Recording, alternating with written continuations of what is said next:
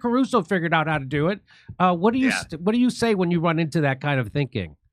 Oh yeah, I think you're referencing Bill Burr. I know these guys are fucking idiots. I don't even know what their point is. Look, earthquakes hit Southern California, and earthquakes also hit Mexico and many other countries as well. Okay, we get earthquakes in Southern California, and there's no life loss. There's minimal structural damage.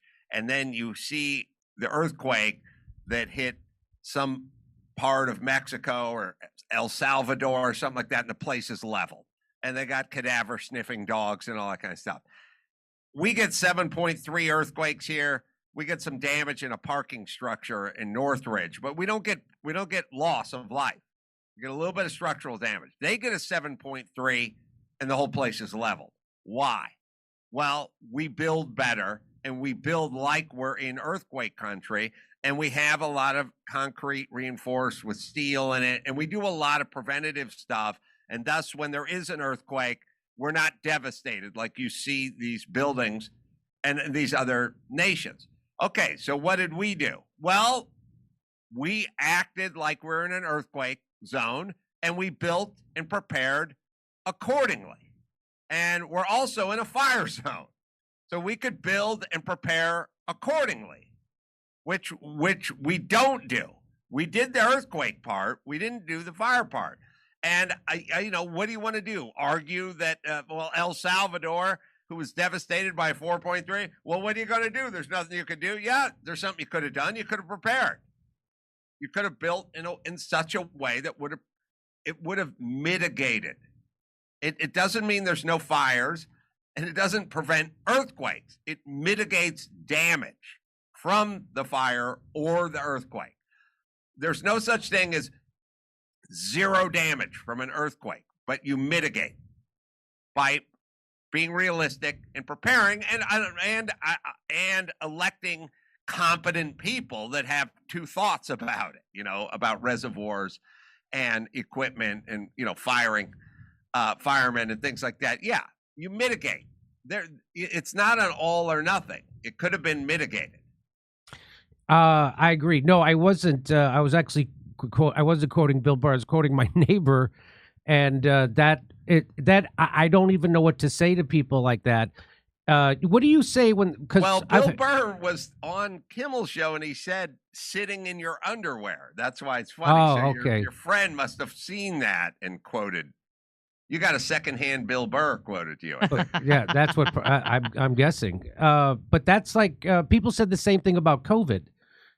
People said, what do you know about COVID? And I've seen it on stage in comedy clubs. You're going to do your own research sitting in your underwear on your couch. I'm like, what is this fucking underwear thing?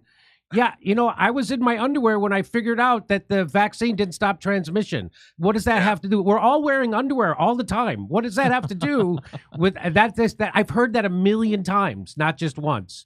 No, I agree. It's a way for people to try to put people down. I'll bet you some of the greatest inventions, some of the greatest songs and greatest poems were all created while guys were in their underwear. I happen to know that the cotton gin was actually invented while Eli Whitney was in his underpants. Did you know that? I didn't know that. I think the thumbnail for Starlink was created by Elon when he was in his underwear. That's right. Anyway, So yeah, so what do you say to people that go, well, Jimmy, they couldn't fight the fires because there was no water in the fire hydrants. Yeah, I understand that's a problem. Why didn't they plan for a huge fire? And what do we do when we can't get enough pressure in the fire hydrants for the water? Shouldn't there be a plan for that? Like, I don't know, like that fucking reservoir be full of water. Do you? I mean, I guess I'm saying the same thing. These are all just lefty Democrat idiots who are trying to defend, and basically, they're trying to rationalize their dumb vote for a dumb mayor and a dumb governor. That's all. They just don't want to look in the mirror and realize they've made a mistake. They voted for the wrong person. Okay, and so I would be remiss if I didn't play this. This is one of my all-time favorite clips because. I lost. I took a big hit In certain circles, my Hollywood circles, over my truth telling about COVID. Yeah, you were way out in front on that, also calling Fauci a liar and being skeptical of the COVID narrative. And nothing they did was based on science. Lockdowns were not based on science. Masks were not based on science. Mandates were not based on science. Nothing. Social distancing. None None of that was based on science. I know. And arresting people surfing. Well, you. I just want to play this because this is sweet. And you got to confront sociopath Newsom over this, and let's watch. Adam Carolla here. Governor, why did you shut the beaches in California during COVID? Yeah, I think we all were working on information at the time. We had no basis of deeply understanding the virus. I think they did the same thing. So you didn't know anything, so why'd you shut the beaches? States like Florida. If you didn't know anything, why'd you shut the beaches? Well, we didn't know. Yeah, because people were concerned early in the pandemic. Information was coming out as it relates to how it was transferred, the disease. People were cautious, trying to keep people alive. And I should say this, so Adam, you didn't let them go in the health, sunshine and get vitamin D outperformed. and exercise. So you shut the beaches. Okay. And you arrested a guy who was paddleboarding in the bay. On health, wealth, and yeah, any it's science good to see behind Adam. that? Any science we're all behind geniuses shutting in outdoor hindsight. dining? Why'd you shut down outdoor dining? Go ahead, go. Science. It's good to see Adam. Based on science, look, you didn't at the end have. Of the day, the debate tonight. It's not a debate. You shut I'm down looking outdoor forward to the dining. debate, You canceled compare and businesses. contrast Had tonight. nothing to do with science. Ugh. All right, let him finish. All right, go ahead. All this happened with members of the Trump administration providing counsel and providing recommendations to states like mine. Very much part of that Trump record as well. Okay, so I was listening to a guy who was dumber than me, is basically his argument. Yes. For that. He's an idiot. Now, to be fair to him, he didn't know we were going to have that conversation. He didn't, that got sprung on him. That's why he wouldn't have agreed. Well, that's the only way to have that conversation is if you spring it on him. He's not gonna. Yeah. He's not gonna submit to that voluntarily. Look at his face. You could see. I know. Who's that unhappy? But so he basically there unwittingly admitted, yeah, we did all that stuff based on zero science. As you pointed out in that clip in real time, you did all this stuff based on zero science, but also on top of it, he was breaking those same rules by having dinners at the French Laundry, and anyway, that was just a well, I mean, to be fair, he never believed it, and Fauci never believed it either, and all these people, Nancy Pelosi, people go, "Oh, what a hypocrite." He doesn't believe it. If you think it's dangerous or that deadly, then you would not go out with 30 of your closest friends to the French Laundry and have dinner. They don't believe it. Like when I said Fauci was compromised and Fauci was a liar, it's when he's up there and he's in front of Jim Jordan and he's in front of Congress, and Jim Jordan is saying, look, no ball games. He's like, no crowds. Okay, no churches. No crowds. You can't go out and run a crowd. How about Black Lives Matter rallies? What are you asking? How about it? What do you ask? Should that be okay? Oh, I don't know. I won't opine on that. I'm like, okay, you're compromised. There's a simple way to know if they believe it. They go, look, churches, strip clubs, ball games, or Black Lives Matter rallies. All crowds, all out. Not supporting any of them. Forget about whatever the ramifications are. If there's a group, I'm against it. But he wouldn't say that about Black Lives Matter rally. So what is he? What is he? Well, he's a hypocrite. He was compromised, but he didn't think it was that dangerous. Otherwise, he would have said, Black Lives Matter is a great cause, but no, you should not go out and rally because it's too dangerous. So the last thing I want to bring up is they had their Turning Points meeting, Charlie Kirk's big get-together with all the college kids, conservative college kids. Tucker Carlson gave a speech where he lamented the state of the economy in the United States and how it doesn't work for regular people anymore. And I think there's a lot of reasons for that. One of them is they flood the country with cheaper labor, which is exactly why they have had open borders. That's certainly one reason why they did that, so that poor workers would be fighting against even poorer, more desperate people, instead of coming together and fighting the establishment.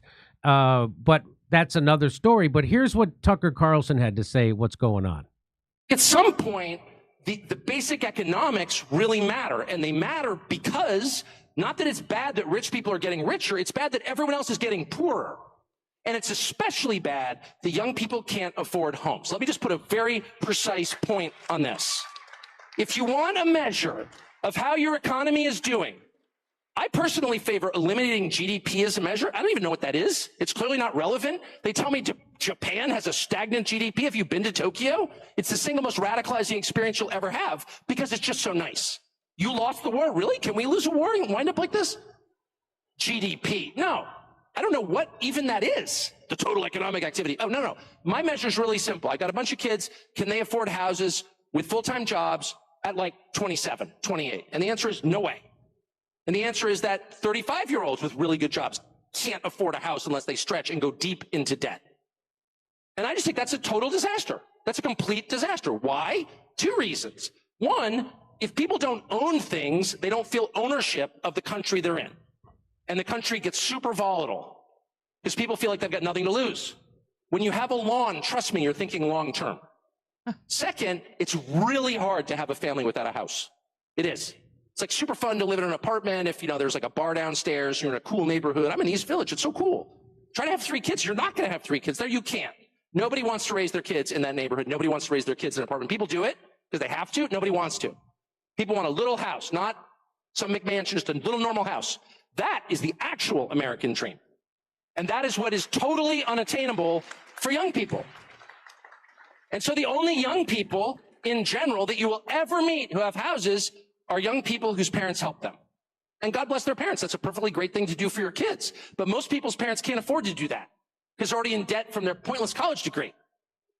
So that is a national emergency. One of the reasons it's happening is because normal people with normal jobs no longer believe they can win in this system and that all the money is going to the worst people. And no one even stops to ask, what the hell is going on? But what I'm saying is that our leadership class should say something about it and should assign a moral value to it. And if you're getting rich by loaning money to people at incredibly high interest rates, that's something you're going to have to talk to God about. That is not good. That is not virtuous. That's disgusting. And the fact that nobody feels free to say that, nobody feels like you can just say like 30% on a credit card? Why is anybody paying a credit card bill? Because they always say, like, if the very rich, if you borrow enough from a bank, you're kind of in charge of the bank because they need you to pay them back. So they're totally happy to negotiate terms with you. But if you borrow a little bit from the bank, they'll just take your house away. So what if people got together and just decided, wait a second, 30% interest is a lot, especially since they're pushing credit cards on kids like crack.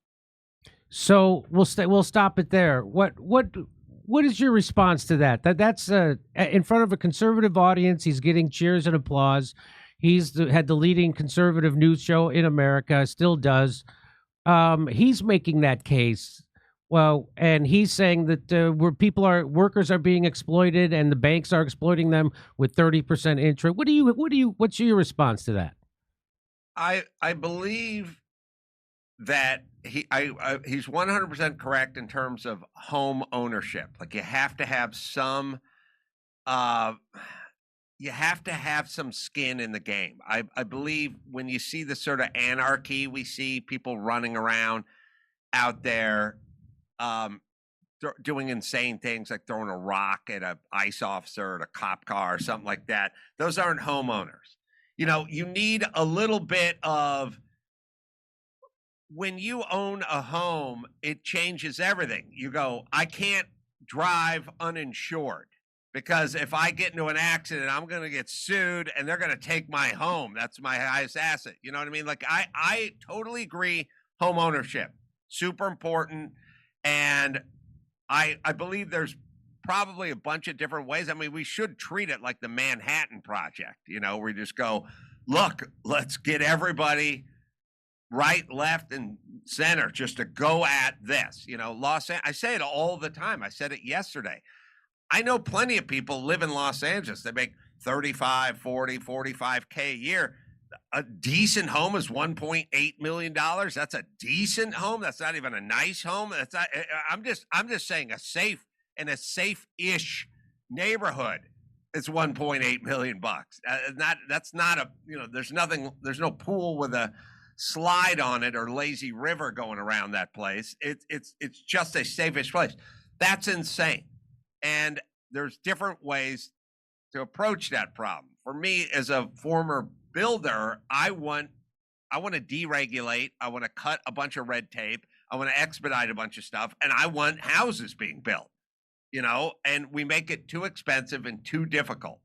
I agree with him, handing out credit cards to dumb students who, by the way, were never educated about finances or compounding interest or anything. They were taught about the LGBT community and Black Lives Matter and the Trail of Tears, but they never got any kind of economic training whatsoever. To take those people and give them a magical credit card and have them rack up debt is predatory. 100%. I couldn't believe when I found out how they're giving credit cards to college people without an income. Right. And so that's just making sure that they have them in debt slavery forever, along with their student loans. I think I've said it before. I went to college. I got a college degree. Waste of time. College is a waste of time for 95% of the people who go to college. If you're going there, you want to become an accountant, you want to become a doctor, you want to become an architect, okay, then you need to go to college. But most other people don't need to go to college, and it is just talk about a money funneling operation. That is the biggest grift in the world, and it's because one problem is that the government guarantees the money for it. Anyway, I just think I would tell people, go be a carpenter. If I tell my nephews, go be a carpenter, go be a plumber. Do you know what my plumber charges me when he comes to fix my fucking pipe? It is unbelievable. Those guys, and so there's lots of ways to make a living without a college degree that are better, and you actually have autonomy because you have a skill. You have yes, and you people need you. Especially if you're a homeowner, you need carpenters, you need roofers, electricians, you need electricians. Oh my God, right? You need plumbers. Why do people pretend? mechanics? Why do people pretend like those aren't important jobs? Those are super important jobs, better than most jobs you get with a college degree. Because they're elitist douchebags who only talk about education, but they're there to indoctrinate as well, and they can't indoctrinate the plumbers and the carpenters, so they don't like them. Yeah, so they decide that they're dirty or dumb or something, but they can't train them, so they don't like them. Do you feel like there's like somehow the handful of billionaires who actually run everything at the WEF, and do you have a feeling that they don't want people to own homes or to reproduce, and then we just chalk it up to incompetence, or do you think it's some kind of weird plan? I used to just think everything was incompetence, and now I'm starting to wonder if there's a weird plan. I mean, COVID definitely got me wondering about the weird plan versus incompetence part of life. Yeah, because they knew going in that they were lying. All right, well, Yes. listen, I know you have you got a tight schedule. Thanks for making time for us, Adam. I appreciate it, and enjoy. You're on tour, right? You still go on tour? I'm always, you can go to AdamCarolla.com for all the live dates. I'm touring around the country all the time. Okay. All right, Adam Carolla, world's Guinness Book record holder. Thanks, Jimmy. Thanks for coming on. Talk to you